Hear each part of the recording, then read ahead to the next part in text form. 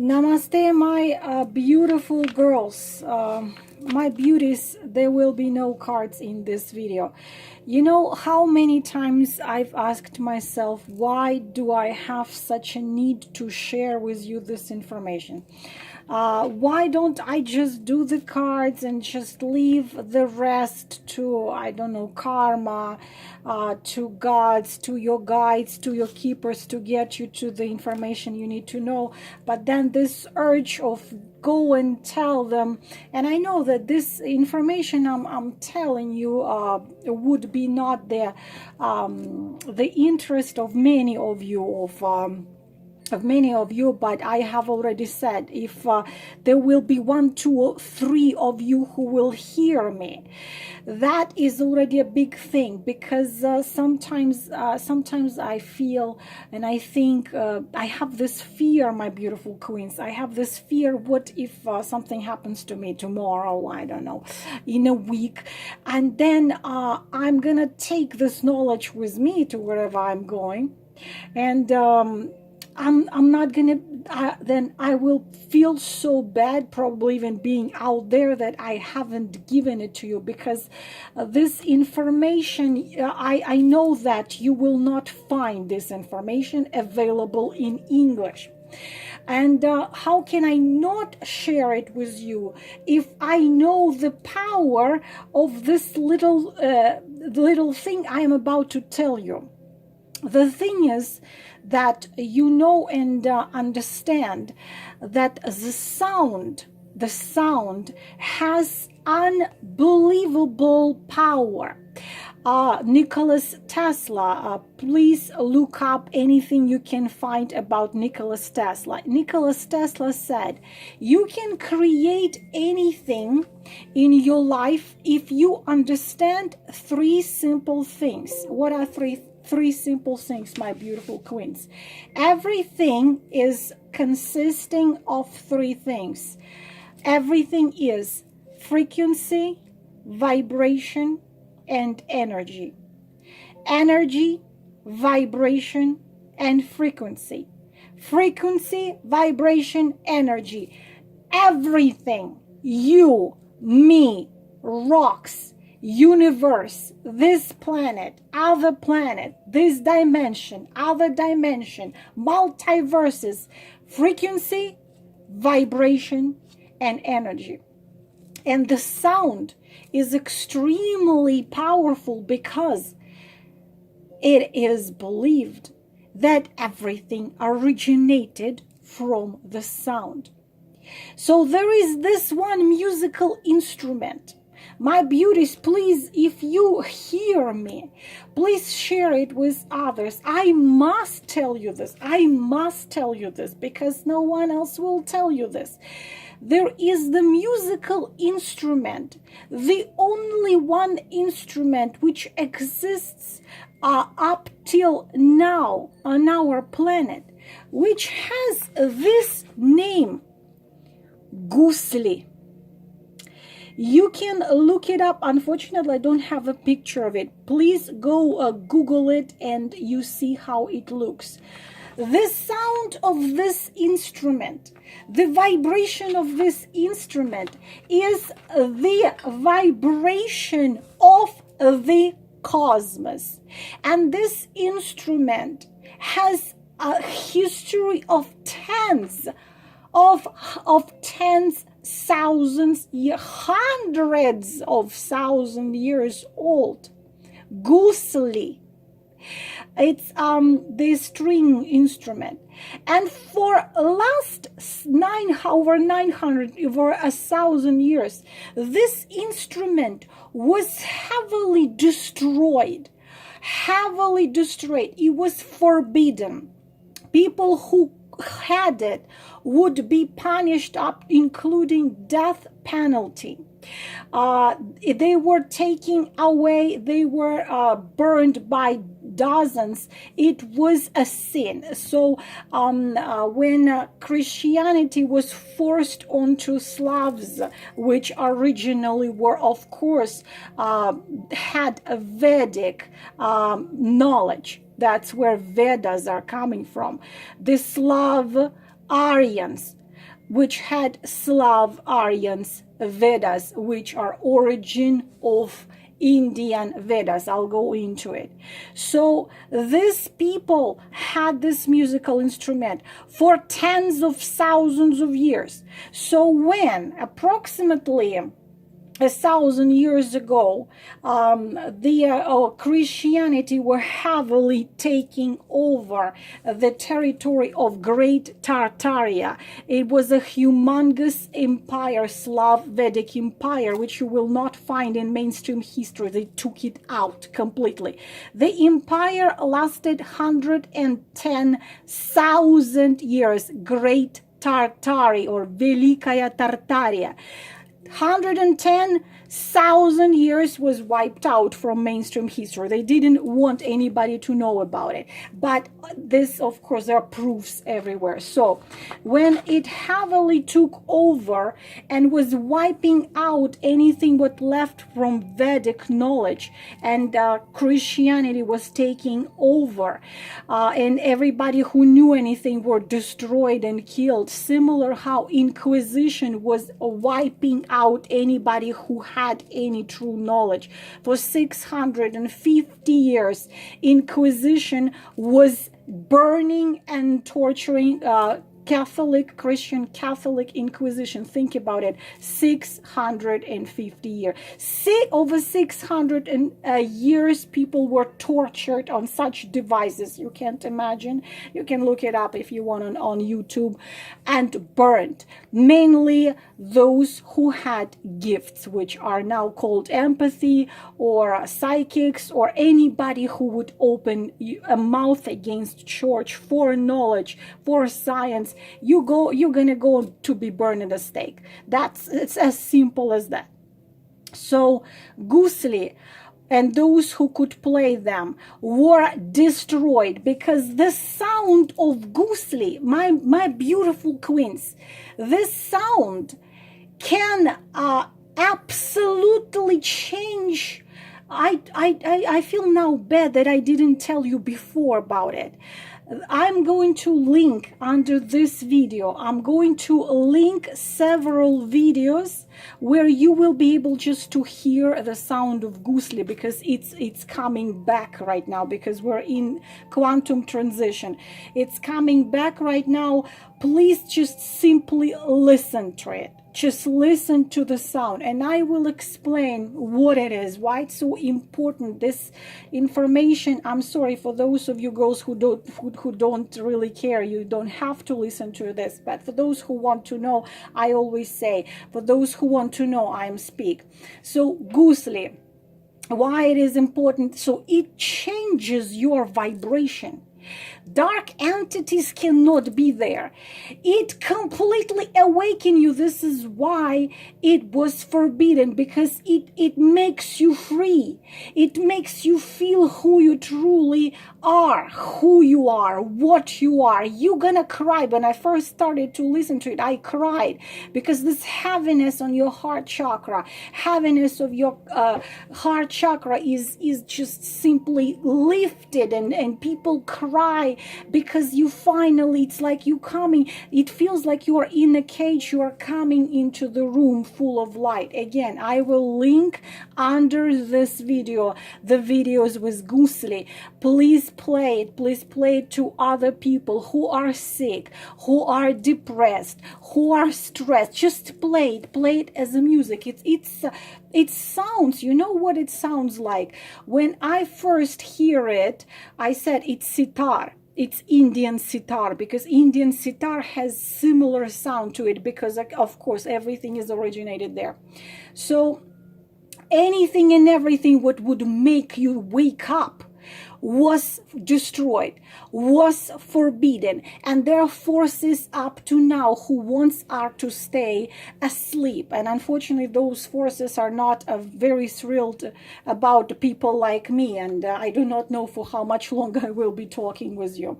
So they don't want you to wake up, because, well, what happens if you wake up? You realize you don't have to come to church, bring the money. And what is churches? They don't even pay taxes.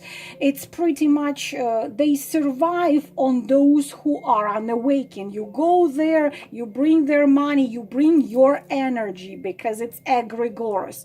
If you suddenly realize you are it, you are one with all the energies, with all the source, with the universe. Why you don't need anybody to tell you what to do. You know what to do. You know the truth. Of course, nobody wants it. So anything and everything which would make you wake up was destroyed. In the year of 1903, think about it, over 100 years ago, it was a city which called Bombay. Now it's called Mumbai. So there was a book by, if I don't mix his name, Tilak, Balak Dahar, if I am not wrong, Balak Dahar Tilak. He published a book which he called the Arctic Homeland in Vedas. Imagine this incredible scientist. So he spent his entire life researching ancient text and sacred hymns. And he, after 30 years of research, he discovered that all those were originated tens of thousands years ago, not on the territory of Iran or India, but on territory of North Pole, Arctic homeland in Vedas. He deeply researched Rig Veda, Mahabharat, if those of you who know the sacred Indian text, Upanishads, including Iranian Avesta. 30 years of research. Texts were not created, neither in India nor in Iran. Texts were created north of Europe, North Pole. So he was analyzing hymns of Rig Veda and wrote a book which you can find now, which called the Arctic Home in the Vedas in 1903. But scientists, they hush, they don't want to talk about it. The mainstream history is nonsense, and everybody who knows anything knows about it. So what happens? Why I need to explain you this? I have to get it all explained, what and why. So in his book, the Arctic Home in Vedas, Tilak, he translates and analyzes the hymns of Rig Veda, and they contain a number of indications that their authors were familiar with natural realities of the Arctic. So they were accurately and systematically reflected in the prayers addressed to those gods to whom they were attributed, the role of manifestation of all the atmospheric forces and all the territorial phenomena. So Tilak, he revealed in the hymns the path of the increase in the duration of sun months corresponding to the movement of the ancient inhabitants of polar region from north to south. So he said those people who brought Vedas to India had blue eyes and light hair. Of course, not just blue eyes and light hair, but white rishi from north, because many ancient Indian texts says Vedas were brought to us by white rishis from north. And his most important conclusion was that those ancestors were from North Pole. Can you imagine that in 20th century there were scientists, geology, archaeology, so on and so on, 12 country expeditions who proved that tens of thousands years ago, approximately at least 12,000 years ago, North Pole had subtropical climate. The city Hyperborean, or the city of pyramids, where people lived side by side with gods. The city was located beyond the North Pole. That city called Daaria. Dar means gift. So Tilak was able to understand the contents of the priestly text of all Vedic literature. So he was from family of Brahmins. And of course, all his childhood, he heard of the Brahmins, hymns, so on and so on. And he was deeper and deeper and deeper getting into Vedas, penetrating into the secret meanings and metaphors of the language, so on and so on. And he proved that the origin of Vedas are so-called Aryans or Slavic Aryan Vedas. There were originally 4 groups of Aryans. The Aryans, they had those gray silver eyes, kind of whitish hair. Aryans had green eyes and light brown hair. Then there were Svetarusi, blue eyes and hair of like corn flour, and also Rasseni, I would be from those, brown eyes and black or brown hair. Girls, the text of Slav Aryan Vedas were hidden over 1,000 years from the eyes of majority of people. It was the year 1996 they were finally out of this shadow. They have such in-depth knowledge about nature and reflect history of mankind. You would be shocked. They reflect history of past 110,000 years. Slavic Aryan people had 4 main types of writing. The oldest is Aryan runes. In ancient time, Aryan runes served as the main base of the creation of or simplified form of writing. Sanskrit, Devanagari, German, Scandinavian, Norse runes, so on and so on. They all originated from Slavic Aryan runes or Aryan Karuna. Right now, Slavic people still speak Sanskrit. Sanskrit is not dead. Russians, Belarus, Ukrainian, Slovenian, Slovakian, we still speak Sanskrit. This, my beautiful girls, is Sanskrit. And it was known for many and many years. In Slavarian Vedas, I already told you, this earth is called Midgard Earth. Because other planets, they also called Earths. In Slavarian Vedas, we can see many planets. Urs Horsa, Urs Mersana, Urs Taurea is Mars. Urs Perun, Jupiter. Urs Tribog, Saturn, so on and so on.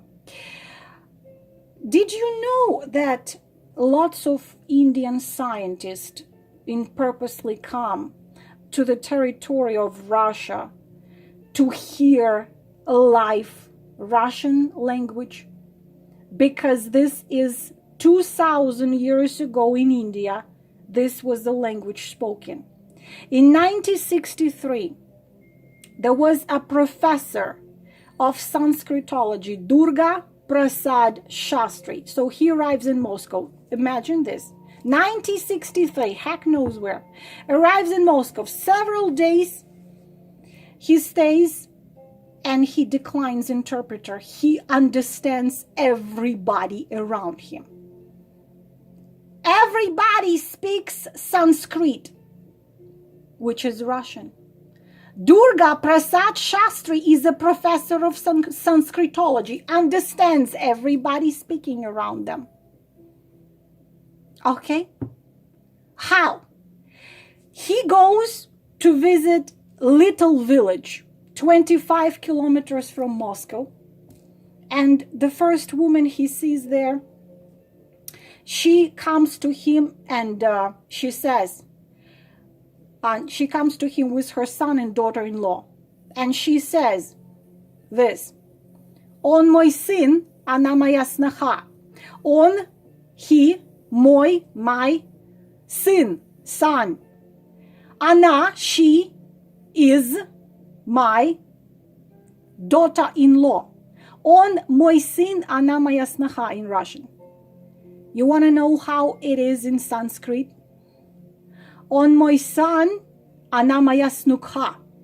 Exactly the same. And he said, Durga Prasad Shastri, he said, I wished Panini, the great Indian grammarian who lived 2,800 years ago, could listen to the language of his own time. The Russian word sin, son in English, sonu in Sanskrit, okay, mой in Russian, modya in Sanskrit, so on and so on. Then he gave a lecture telling that these two languages are absolutely identical. I will give you another sentence. То ваш дом, that is your house. Это наш дом, this is our house. То ваш дом, Russian. That was the hum, Sanskrit. Это наш дом, this is our house. Этот наш dham, Sanskrit. The young languages of Indo-European groups such as English, French, German, Hindi directly goes back to Sanskrit. Those languages, they must use the verb is or are, without which the sentences given above cannot exist. Russian and Sanskrit, only two languages which exist in the world, which can manage without the link verb is or are, while remaining completely correct, both grammatically and idiomatically. The word is also very similar to both есть in Russian, asti in Sanskrit, естинство in Russian, естество in Sanskrit, existence. Shastri that had written this fantastic book called From Volga River to Ganga. And he brought this sentence, this terminology of Slav Indians. Nobody knows about it. No one talks about it. So, North Russian tradition is the base of sacred rituals of India. Vimana in India, Vaitmana in Slav-Aryan Vedas, spaceships, I already said. Yes, 12, 15, 20,000 years ago, they had spaceships. They had knowledge of every, not just our galaxy. What do you see in swastika? Swastika is symbol of our galaxy. Swastika is very ancient. Sva means sky. Tik, movement. This is very ancient Slav-Aryan symbol also of our galaxy. If you look at our galaxy, you see the galaxy has these 4 sleeves. Okay. In both cultures, what you need to know, why am I talking about it in connection to Gusli? So, North Russian tradition is the base of sacred rituals of India. In both cultures, there is huge meaning is given to water swimming birds, especially to swans. So the swan, you can see Gayatri won the swan, Lakshmi with the swan, Parvati with the swan, and so on. Why? Swan is a symbol of the sun, the sky, the light, the universe, the soul which knows true light. That's why I say you cannot turn a rat into a swan. But also, goose means either swan or goose. In Russian, goose. So also the word swan or goose means, this bird means the music of the universe. the music of cosmos. So the swan or the goose is a sacred bird. So Gusli is a sacred musical instrument which has the same vibration as cosmos. So in both Sanskrit and Russian, the sound gu means to sound. Also, it's moving up, also waking up. So if you go into Vedic text, Mahabharata, Ati Parva, so on, you will read that creation of the universe happened this way. There was a Brahma, not Brahma, no. Brahma means male and female energy, unknowable to real and unreal. Main power which creates everything. You know what was the main power of Brahma? Their sound. Yes, the sound. First the sound, then sound creates 7 other sounds, and the union of those sounds creates an accord. So from the sound, an invisible creative light, comes the visible light, which later transforms into the 7 colors. And then what happens? Everything you can see gets an image. Everything visible and invisible was born from the sound. This is why ancient people were considered sun worshippers. They never worshipped sun as sun. It's just the visible light. The light which creates everything which you can actually see. They never worshipped the sun. They would praise the sun as visible, creative light.